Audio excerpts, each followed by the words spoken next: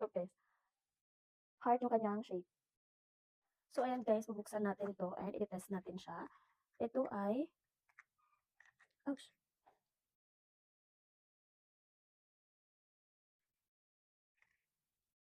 Ang cute.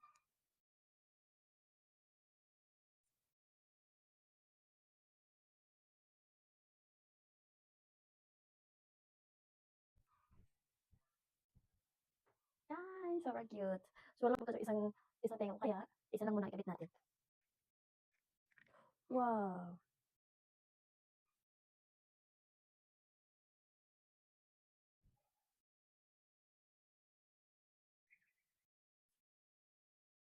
Okay. Heart yung kanyang shape. So, saktong-sakto kasi wala nga akong accessories kaya gagamitin natin 'to. Wow! So pretty, look guys.